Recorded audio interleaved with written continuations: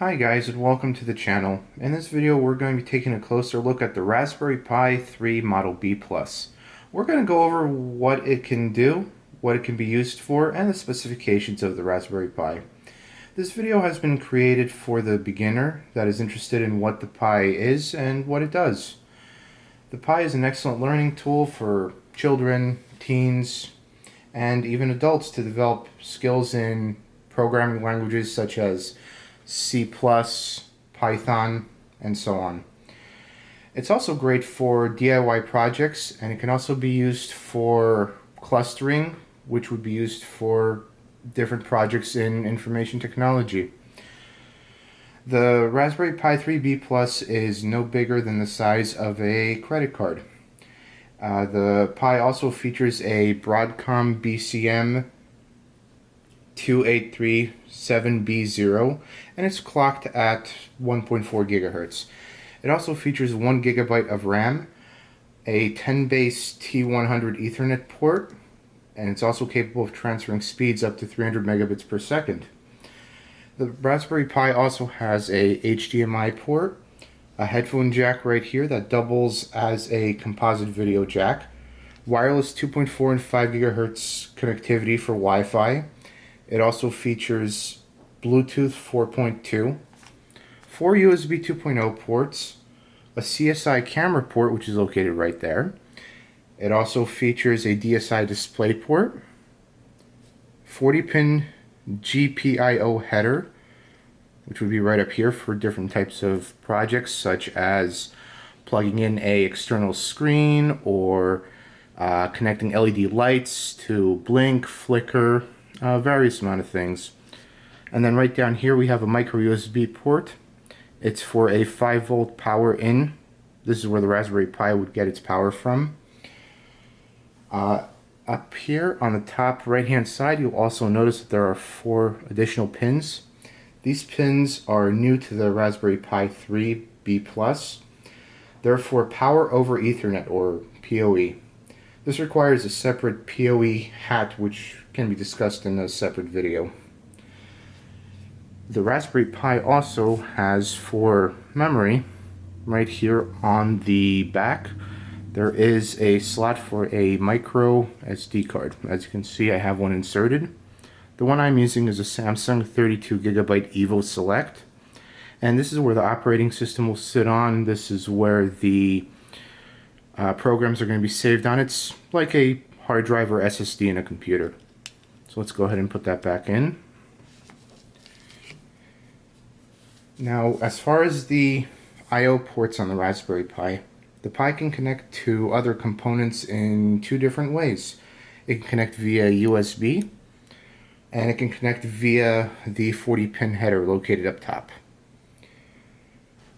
Each pin has a specific purpose and is a video all on its own. But in a nutshell, there is a 3.3 volt pin, which will be right up here. There will be a 5 volt pin, a couple ground pins, and different types of connectors such as CLK and sensor inputs.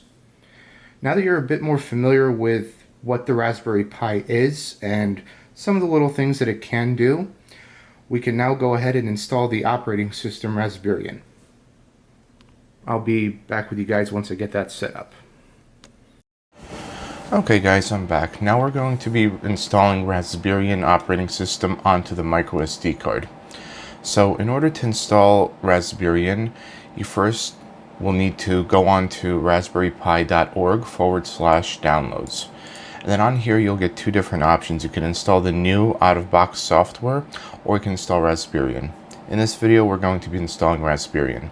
So you want to go ahead and click on Raspbian, and then here you'll have several different options on what type of Raspbian you would want to install. In this video we're going to be installing the Raspbian Buster with desktop and recommended software. So here you would want to go ahead and click on the download zip, and it will download a compressed file of the operating system for your Raspberry Pi. To save time in this video, I already went ahead and downloaded the zip file, and I have extracted it as well. So this is what the extracted file looks like. This is the name of the file. It is a disk image file, and it is about 6 gigabytes. I also have my micro SD card inserted into my computer, which would be right over here. And as you can see, it is fully formatted, and I renamed it Pi, so just for my own reference so I know which one is what.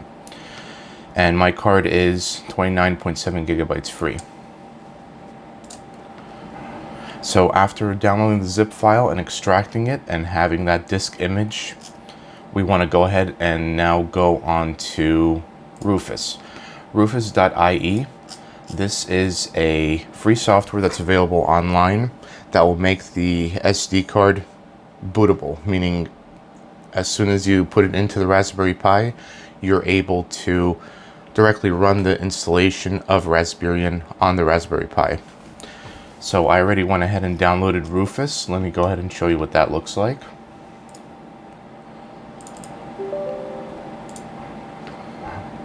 So this is what Rufus looks like.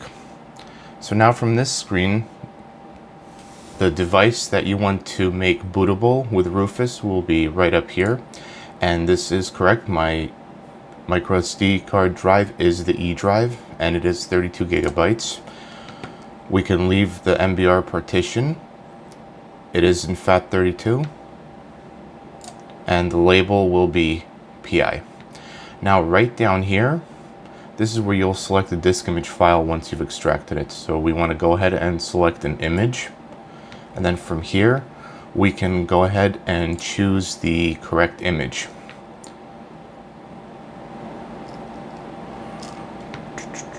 Just give me 1 second here.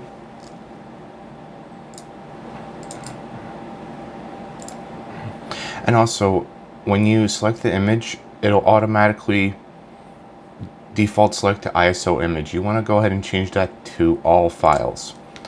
And then our disk image file is right here. By default, it will go directly into the downloads. So we want to just click on that, open, and now you can see DD image, which is the disk image. And now the system says that it's ready. So now what we want to do is just go ahead and click start. And then you'll get a warning saying that everything on that drive will be destroyed and the new image will go on. So here we just want to go ahead and click continue.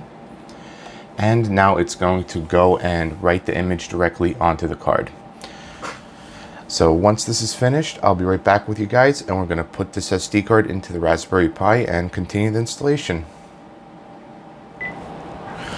Okay guys, before I switch over to the Raspberry Pi, I just wanted to show you what the successful installation of Raspbian looked like. As soon as Rufus was finished installing the bootable files along with Raspbian, after it finished, all it's going to say is ready, and then it'll show you all the files that were written directly onto that micro SD card. So now we can take a look.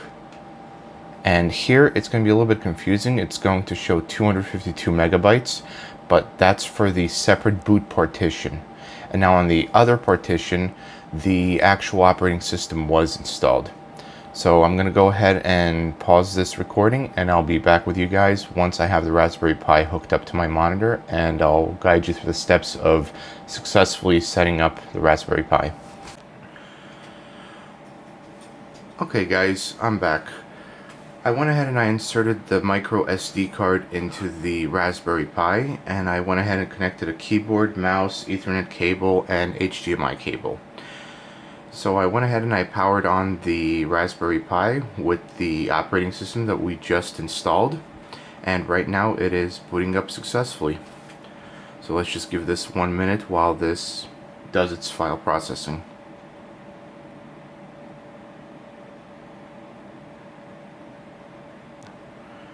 Okay guys, it looks like the Raspberry Pi booted up successfully. So this is the main screen that you'll receive as soon as you install the operating system onto the SD card. So here it's just welcoming me to the Raspberry Pi desktop. So let's go ahead and run the wizard to get it properly set up. So I'm going to go ahead and click next. And then here I'm going to go ahead and select my country, which would be United States. American English, and my time zone will be New York. And then I also want to use English language, and US keyboard. So let me go ahead and click next. So now it's going to go ahead and set up the location.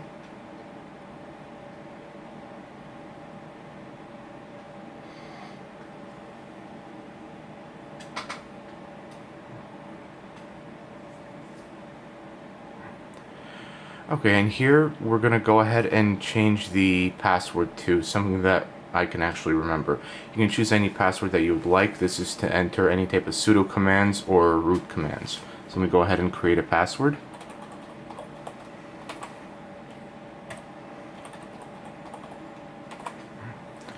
Okay, and let me go ahead and click next.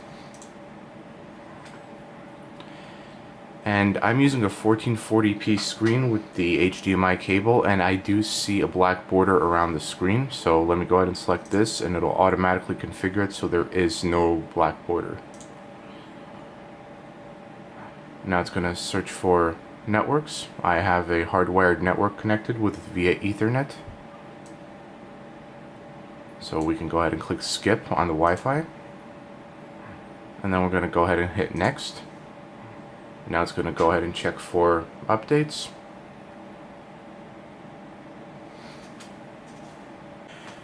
Okay guys, the update was successfully completed on the Raspberry Pi. Now we're going to go ahead and restart. And after this step, the Raspberry Pi should be ready to use. Should be good to go. So just give me a few moments here while the Raspberry Pi actually goes and restarts.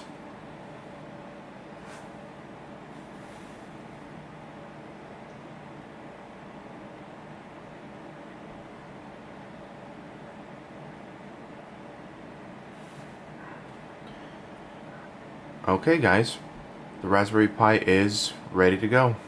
This is going to be the user interface of Raspbian. And this will be covered in another video. So if you guys like this video, please leave a comment, please like the video, please subscribe for more videos like this. I'll be coming up with new videos every couple of days or once a week minimum. So thanks for watching guys, hopefully you enjoyed it, and hope to see you guys in the next video. Have a great day. Bye.